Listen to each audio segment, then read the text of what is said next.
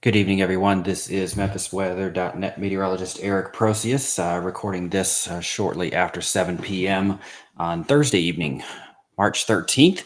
And we are going to be spending a few minutes here talking about the severe weather that is expected to move in and through the Memphis metro area over the next 48 hours or so, starting Friday evening and then another round on Saturday. So I'm going to go through some of the things that we know, some of the things we aren't so sure about right now, give you a little bit of an idea of what to expect and how you can prepare. So let's get right into it. Those of you who are watching maybe on YouTube, we are live streaming, but I'm also using this recording to be able to share this out to our other social media platforms. So here we go. We are looking at multiple rounds of severe weather that will be possible from Friday evening through Saturday afternoon. It looks like we'll get at least 2 rounds, and one of those may be a little bit longer than the other. Starting off with Friday night, that would be March 14th. This one is a little bit more uncertain, honestly, than the Saturday event. We are looking at scattered cells, showers, possibly a few thunderstorms that will be moving through during the evening hours Friday. And one of the things that we don't know really well right now is basically there's going to be somewhat of a lid on the atmosphere, what we call a cap in meteorology, that basically is like having a pot of boiling water on the stove. And if you keep the lid on top of it, none of that steam really gets out. If you take the lid off, then that allows that steam to escape. And so we will be starting the evening with a cap over the environment that would basically keep severe weather at a minimum. But it looks like if that cap were to break, then we could see some supercell thunderstorms form during the evening hours. As for Saturday, once that moves out, we'll be looking at another event Saturday with more widespread showers and thunderstorms. Those will go on during the daytime hours on Saturday and eventually will form into a line that pushes off to the east with a cold front that'll be moving through and will bring, honestly, a higher level of severe weather to areas south and east of Memphis. The primary threats with both of these particular events are going to be damaging winds, possibly as much as 70 miles an hour or higher, and large hail. Secondary threats will include a couple of tornadoes. A couple of those could be strong, and so we'll want to keep an eye out for that. And that is, those are again possible on both of these events. But maybe more likely on the Friday night event if we were to get the cap to break. Heavy rain is also going to be a threat, particularly on Saturday. That'll be a longer duration event. We'll see more rain around the area, and so rainfall totals will be higher on Saturday than they are on Friday night. Let's talk for specifics here for the Friday night event. Starting off with our severe weather outlook on the left side of the screen here, our overall severe weather risk for Friday is in the metro a level 3, an enhanced risk. That's level 3 out of 5. And you'll see areas to the north, up north of Dyersburg, Paragould, up into the Missouri Boot Heel, and basically up the Mississippi River north of us are in a level 4 moderate risk. On the right-hand side of the screen, we're looking at the severe wind outlook. This is the probabilities of high wind, and you see that the red area basically goes down through the entire Memphis metro. That is a 30 to 44% chance of 58 or miles per hour or greater wind within 25 miles of a point. So basically within a county of you, if these storms were to develop, then we would see a 30 to 45% chance that we would have severe level winds. The hatched area that you see in black that also includes the Memphis area indicates that there is at least a 10% probability of significant wind gusts over 74 miles an hour. So that's why I said some of those winds could be quite strong. As far as our tornado and severe hail outlooks for tomorrow night, we are in a hatched area, and the yellow is a 10 to 14% chance of a tornado within 25 miles. Roughly within one county of you. And the hatched area indicates, again, that there is a greater than 10% chance that any tornado that forms could become significant in EF2 or stronger. So again, if these storms really do get going, there is the possibility that if a tornado forms, it could be strong. As far as severe hail is concerned, roughly the similar type of risk that we have for wind, a little bit lower than that, actually, 15 to 29% chance of 1-inch hail within 25 miles of the Memphis area. And you also see the hatched area over the Memphis metro for hail as well. and that is a 10% or greater probability of large hail 2 inches in diameter or larger. So you see, we do have kind of the triple hatch threat here for all three of our risk outlooks: the tornado, large hail, and high wind. And that just means if the severe weather were to be able to get going tomorrow night, then some of that would be on the higher end of the scale versus kind of the more general low end severe weather risk. So something to keep in mind as we go into the evening. Let's talk about the timing for Friday night here first. I'm going to start on the left side of the screen. This is a graphic from the National Weather Service here in Memphis. It was posted this afternoon, and you can see from the basically the light gray area that goes right along the river and basically covers the Memphis metro. The most likely time for these particular storms, if they were to form, are going to be between about 8 p.m. and midnight. It could be a little bit earlier than that, but it's likely to be a post-sunset event, so it is going to be dark. And could go as late as 1 a.m. or so, but most of the Memphis area and the immediate surrounding areas are looking at the evening hours up through about midnight. On the right-hand side, we have a new graphic that is produced by the Storm Prediction Center that gives us an idea of the timing of individual severe weather threats. And so what we're looking at basically here is along the time scale at the bottom, you see that our wind risk of 75 mile per hour plus winds increases to over 30% in this 9 p.m. to midnight timeframe. The hail risk also increases as we go through the day, but really after about 7 o'clock, it goes up there to about 30%. And the tornado risk as well does peak between about 9 and 10 p.m. tomorrow evening. So all of this lines up with what we just talked about. Somewhere between about 8 p.m. and midnight, we're likely to see the best chance of severe weather if it were to occur. And that is that orange area, the orange background there indicates that between about 8 p.m. and midnight or so is when our enhanced risk is really most likely. So even though we're in enhanced risk for the entire day, this graphic shows you that earlier in the day, that risk is very, very low, and it increases until we get after dark there, and then drops off pretty quickly after about 1 a.m. tomorrow night. Let's shift gears for just a minute and talk about the severe weather threat on Saturday. And then I'm going to show you what we think radar might look like for these events as well. The severe weather threat on Saturday is fairly broad range from west to east. Very low risk of severe weather to our west in eastern Arkansas. The Memphis area is under a slight risk, level 2 out of 5. Areas east of Memphis down into North Mississippi, North Central Mississippi, an enhanced risk level 3. And you do see a level 4 risk that is down there from basically Tupelo to Grenada and east. And that includes a good section of the state of Alabama, also extending down through Mississippi and into Louisiana. And we can see that the probabilities of severe weather for the Memphis area are about 15 to 30%. This is going to be the overall severe risk. It says chance of high wind. That is a misprint. That is just the chance of severe weather within 25 miles of any type.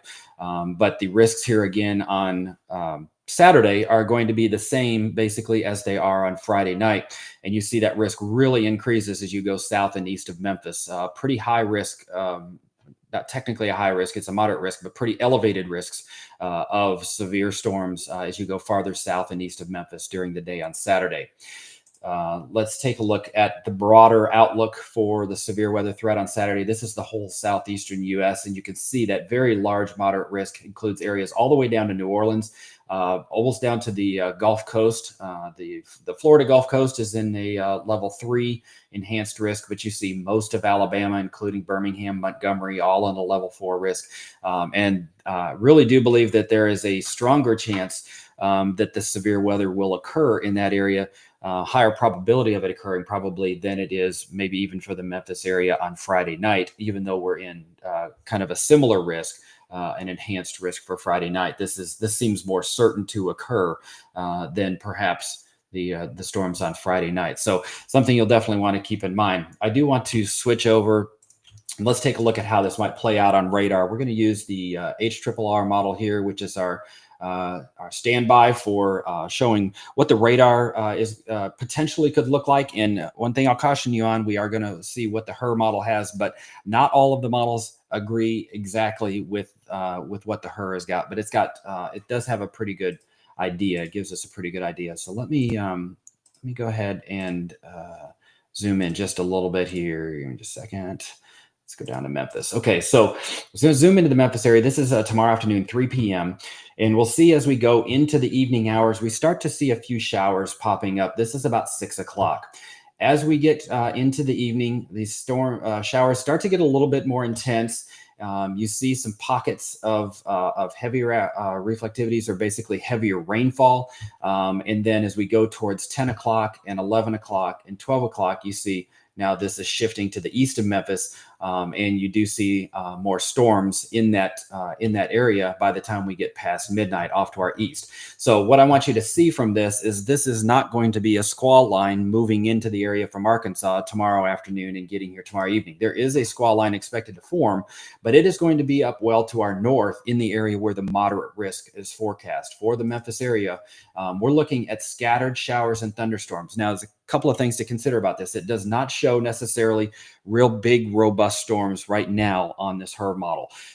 But this time frame that we're looking at, from roughly 7 or 8 p.m. until midnight, right through there, if the cap breaks and we get some significant development going on with these storms, the atmosphere that we are going to be under tomorrow night is going to be very suitable for producing severe storms fairly quickly. And they could be strong, as I just showed you with all those other graphics. So I'm showing you this mainly for timing, but if these storms form, if they have the chance to really get going in the atmosphere that we've got over us, these could be much stronger than what they're showing here.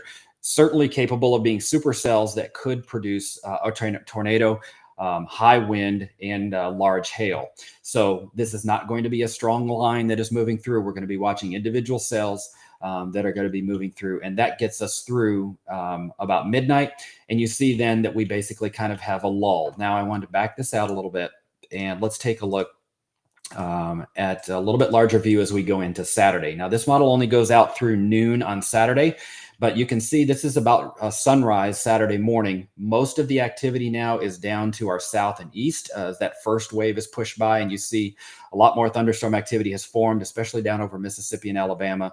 Those storms in the late night hours have moved through Nashville. If you're concerned about that area, it looks like they might get a window of a couple of hours there around 3 to 5 a.m. or so, somewhere in that time frame, and then these storms move off. Now, as we look going into the day, into the morning hours, look at this explosive thunderstorm development down to our south. What we're having is a low pressure system that's going to form and move up to the northeast across Mississippi, just to the east of Memphis as we go through the day.